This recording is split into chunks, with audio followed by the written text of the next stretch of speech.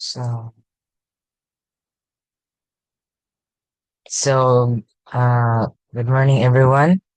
Today, we were gonna discuss global migration. So, global migration, of course, when kanang ang mga tao is mo-shift siya sa kanang lain countries to seek a better life for safety and kanang more work opportunities. So, yeah. For today's topic outline, um, we will be discussing cosmopolitanism and the role of migration. Uh, Number two, role of global corporations in the multipolar world. Number three, and number three is uh, the global migration. So introduction. So there are three worlds during the Cold War. Muni ang kaning mga categories nga gi-classify sa mga leaders during that time sa Cold War, namely the First World, Second World, and the Third World. Kaning First World kay kadto sila mga rich nga mga countries like United States, uh, England, France, ana. Ang kanang second world hinuon kay kadto silang ah, countries nga kanang kuan nag-focus mainly sa kanang ah, military power, economic nga kanang kuan mana siya ang kanang kaibaan sa second world ug first world, while ang ano third world naman is katong ah kadtong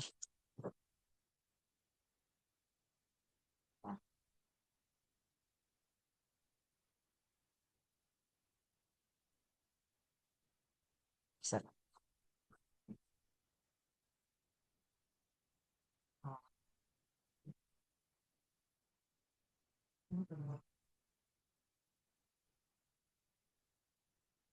ito ang third world eh, ang third world kay kadto silang mga neutral or non-aligned countries nga kanang dili aligned sa kaning first world o second world. Ang kaning third world kay kadto silang mga countries nga neutral lang, kanang murag wala bitaw sila kanang wala kay sila power during that time. Kaning mga first world ug second world magid kay kanang kuan ni sila kanang murag two powerhouses ng mga countries gali during that time. Aning ang example aning sa third world countries kay Philippines, India, Indonesia, Nigeria ana. So ang mga characteristics aning third world is limited lang ilang kanang one technology, low income and high poverty rates nga na lang. So, so next, as the world ended its bipolarity of hegemonic powers, American era was established.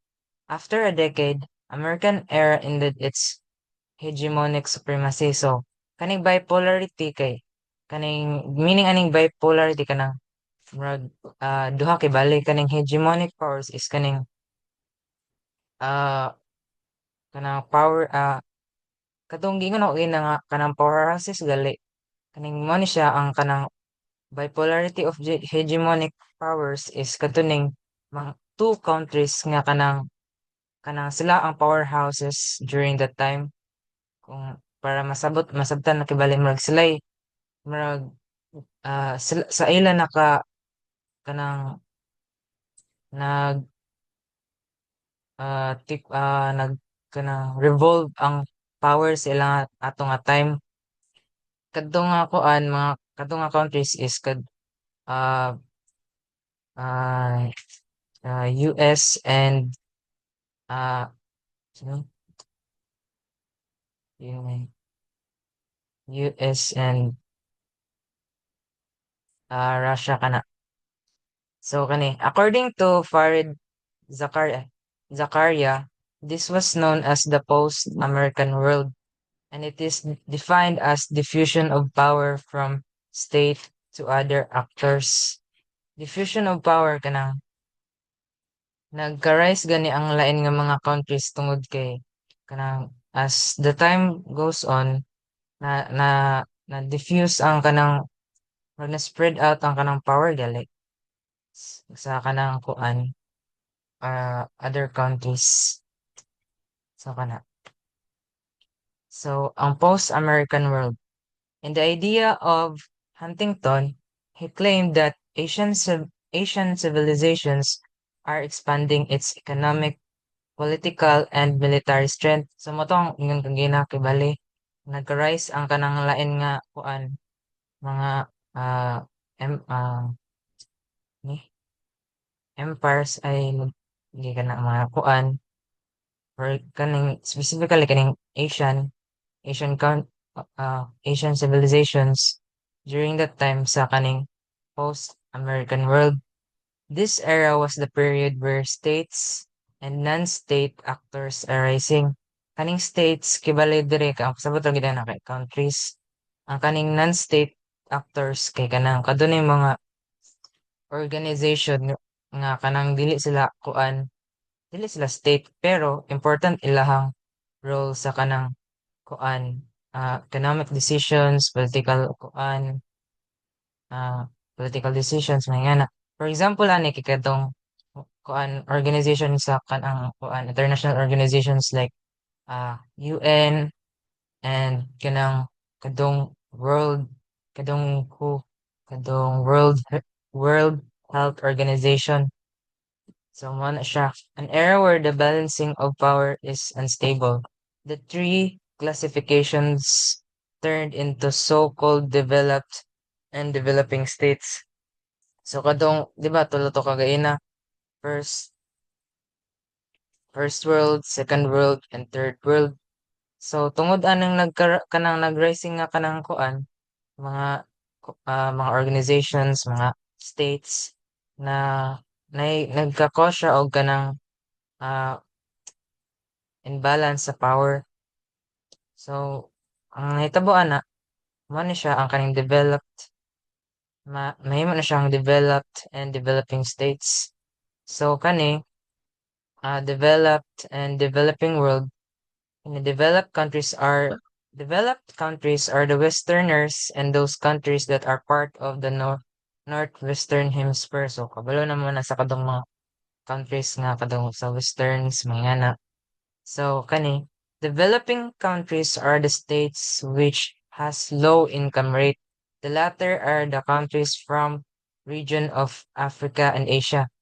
So ang kaibahan jud ani nila is kaning developed o developing world kay ang kaning developed countries kay katunoy sila lang kadong mga murag rich nga mga countries kibali. Nya ang kaning kuan developing countries is kanang murag poor kibali bitaw may na.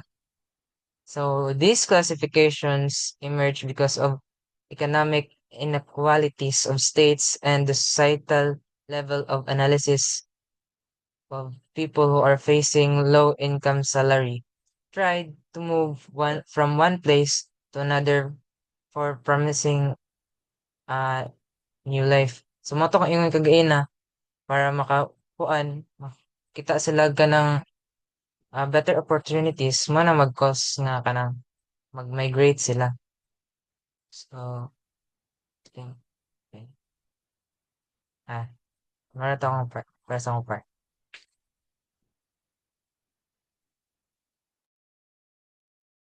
Okay. So again, hello everyone. So today let's proceed to Huntington's eight global civilizations. So the connectedness of nations, ethnicities, and states are the new trends in international arena. So civilizations became global civilizations. In the book of Samuel Huntington, 1996, The Clash of the Civilization, global civilizations are determined into 8 categories.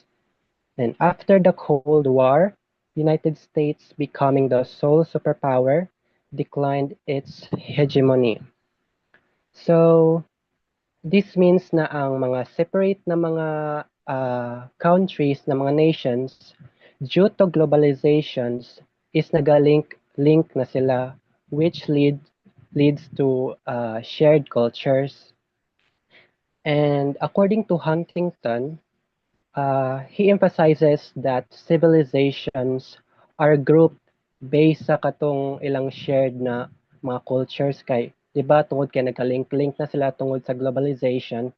So uh, they have a shared culture and they are grouped based on their shared culture. So based po sa iyang book na entitled The Clash of the Civilization. So as mentioned here, there are 8 categories. So next slide there, palihog.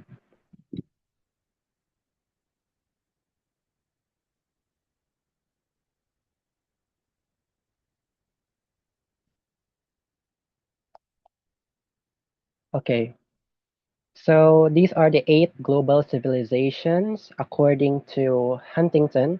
So first are the Westerns, katong mga like the Americans and such. Next is the Latin Americans.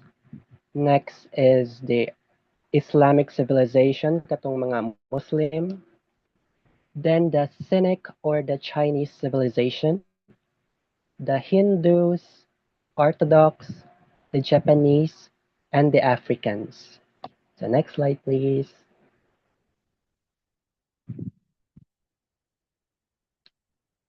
So continuation, at present, people from these global civilizations try to move from one place to another just to have an economic stability, good life, and democratic freedom that his or her country don't have.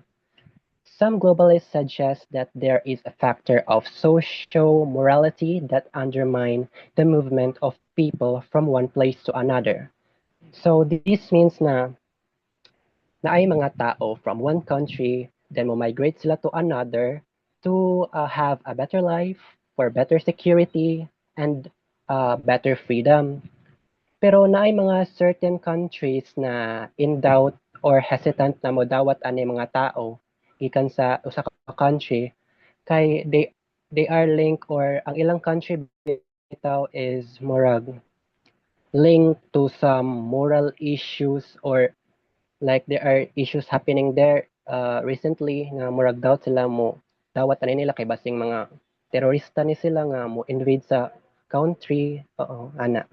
So for example sa USA, some na mga nag-migrate sa ila, let's take the Israel people for example. So kaning mga Israelita is kintay mo migrate sila sa USA, then dili na sila some airport or like the government, dili sila basta-basta magpasulod og mga Israelita kay because as we know, ang Israel is dealing with ang kanang ilang government uh, rather is infamous for terrorists and the genocide na kinabuhat nila sa Gaza.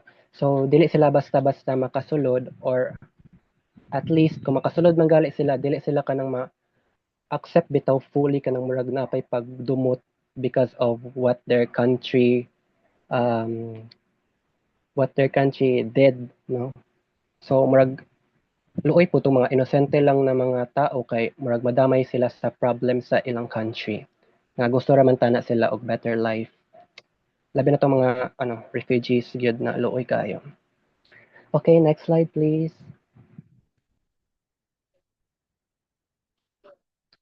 Okay, next is the cosmopolitan and the role of migration. So according to Haywood, 2011, cosmopolitanism literally means the adherence or belief in the world state.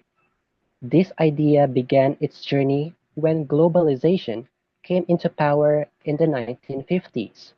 So, believing that the world can be governed by one state is different from the known cosmopolitanism. So, kani si Haywood, gina-highlight niya nga ang cosmopolitan, ang buot pasabot na anak niya is everyone, regardless of race and religion, is part of the global community, no exceptions. However, dili ni pasabot nga porket interconnected na ang mga civilization o kanang gina-accept na ang mga race or there is equality, dili pasabot nga naanay right ang usa ka very powerful or a few powerful na mga government na i-govern or like murag ila na i-take over ang other countries, so dili na ang buot pasabot sa cosmopolitanism. So based on Haywood, cosmopolitanism is only the linkage and the united of the countries, so due to globalization and not the establishment of global government. So next slide, please.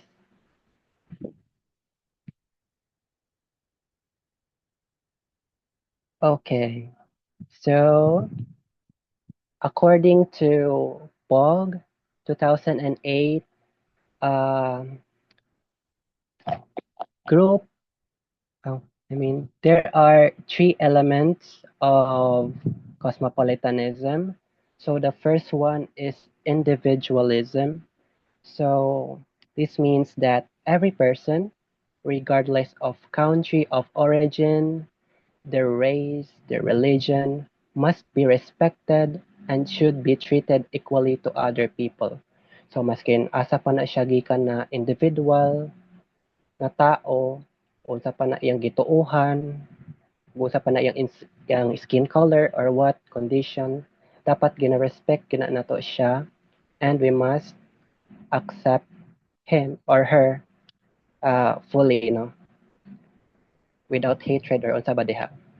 So next is universality. So all people have global equal rights. So murag same man ni siya sa individualism pero kaning universality is more broad siya. So tanan tao in a country is part of the equal rights of that country. So the rights to healthcare, the rights to education, and etc. So regardless of race, religion, and others. So nausa na ang rights leading to universal respect. Hence the name universality. So last one is generality. So the kaning duha nga prior nga mga elements kaning individualism and universality is dapat siya kina-practice dili lang sa kanang imong own na country but imo dapat pod na siyang i-apply kanang respect sa values and respect sa mga people regardless of race and uh, overall ethnicity sa other countries na imong maadtuan and that. So, mura siyang application sa aning duha ka elements. So, that's it for my part. Thank you.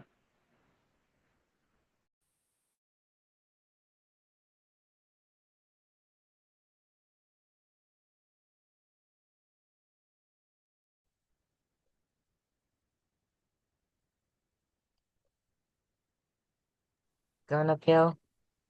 So, nakita, nakita ko guys. Unsa Piel? Nakita ko. Makita naman? So, we've already heard introduction to global migration, mga world classifications, cosmopolitanism of roles sa migration. So at this point, unsa man jud ang migration? Next.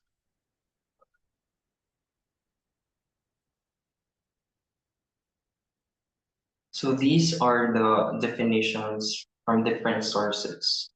First, Migration, a form of social behavior that both shapes and is shaped by broader social and economic structure and processes of transformation. So that is according to International Migration Institute, 2011. So for them, migration is about kuan daw kinang naka-form gani siya tabang siya form o na-form pod siya sa mga social o economic structure. Second, in the definition of Boswell, however, migration is not just economic gain, but rather it is more political. So if ang International Migration Institute believe nga more on social and economic ang migration, kang Boswell kay political daw rather than an economic gain. Next.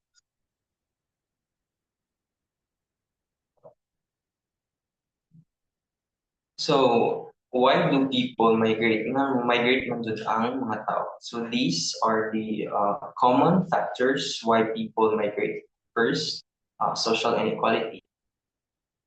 Ang mga nations, some nations, nag-lack sila og mga equal opportunities. So, walay opportunities sa isig ka tao. So, na inequality.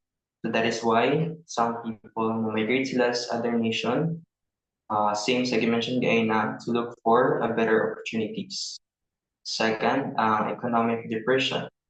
So na yung mga nation jud na like sobrang ng ilang poverty o mga demand pod sa work kay gamay lang. So na jud uban nga for example mga Filipinos nga mag OFW. And third kay freedom deprivation. So na mga countries nga limited lang ang rights o safety sa ilang mga people. So that is why those people mo kuan sila og kanang lain countries mo migrate para ma-improve ang quality sa ilang life. Next.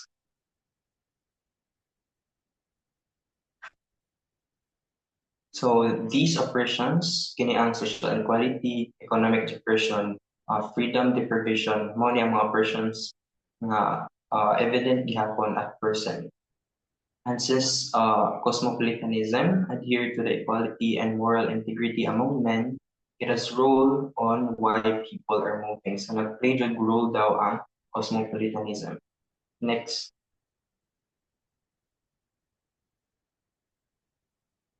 So our key idea lang is that, di ba, according to cosmopolitanism, kay every person deserves equality and moral integrity.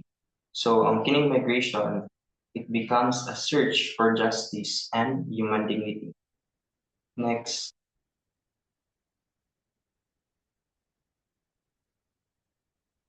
So kining movement across borders. So people are moving in and out of the countries. According to Henry Brown in 2009, the present world has its transnational relations because countries trade with one another and populations move across state boundaries. So kini ang mga migrations like kini pag moving in or out sa mga people, sa mga countries, naka-result daw according to Henry now sa transnational relations among nations. Next. So, to better understand jud unsa ang kiniang migration, these are the three main categories of global migration. First, forced displacement. Second is voluntary economic migration. Or third kay refugees. Next. So ang kining forced migration displacement in a broader sense, these includes not only refugees and asylum seekers. Kining asylum seekers mo yung mga tao nga move across borders in search of protection. But also kini ang forced migration include po sila mga people who are forced to move by environmental catastrophes or development projects such as factories, roads, or uh, dams. So kini is mo ni ang mga tao nga kinaganing makaagi kita sila sa ilang nation o mga ay prone ng ilang dahil lugar sa mga calamities, for example, earthquakes, mga typhoons. So wala sila choice but to move to different nation para ma-avoid kanila nga mga kuan. So napoy times nga i-force po sila sa government kay na yung mga development projects nga gi-implement sa ilang lugar. Next, please.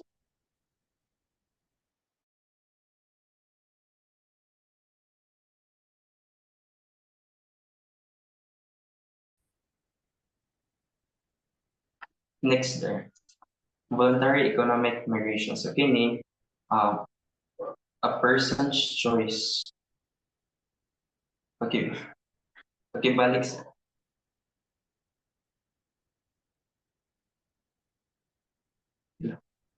so voluntary economic migration. So kini second type kay if ang katong forced migration kay wala way choice ang katong mga tao but to move to different place. Ang kining voluntary economic migration kay a person's choice to relocate to an opportunity instead of an encroaching fear for safety. Diba ang katong kuan kay force lang sila.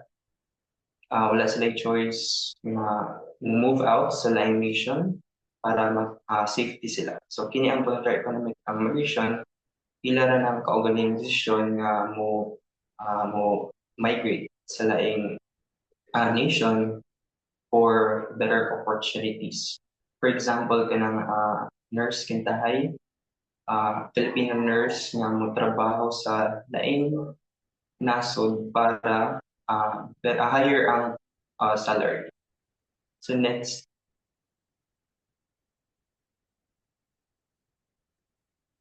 so last kining refugees. So these are the people residing outside their country of nationality who are unable or unwilling to return because of a well-founded fear of persecution on account of race, religion, nationality, membership in a particular social group, or political opinions. So kini mga refugees, they are a special group under international law. They are people who cannot return home because they fear persecution. So sa persecution, persecution is being harmed gani or punished due to their race, religion, nationality, political beliefs, or social group. So they are protected by the United Nations High Commissioner for Refugees, or UNHCR. So refugee organizations is mentioned, especially the United Nations High Commission for Refugees, or UNCHR, seek to distinguish clearly between refugees and migrants. So kini differentiate nila ang refugees o migrants. Kay kuan man daw kana ang they're different kay ang kini ang refugees mo ni sila ang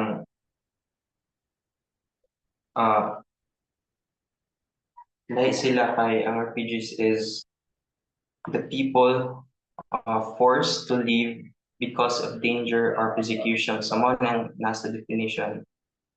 Mahadlok sila nga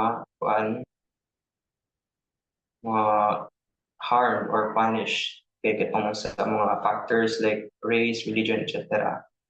On the other hand, again, migrants is people who move by choice. So nasa sila choice, usually for work or better opportunities. So the UN wants the world to treat them differently because the reasons and rights are different. However, they do share to social needs and cultural impacts in their place of settlement. So both groups still face similar struggles and contribute to cultural diversity wherever they settle. So, bisan pag lain sila reasons nga nang nag-migrate sila, same ang gihapon ng ilang ma-face ng mga social needs o cultural impacts wherever they go sa mga kwantahing nations. So next.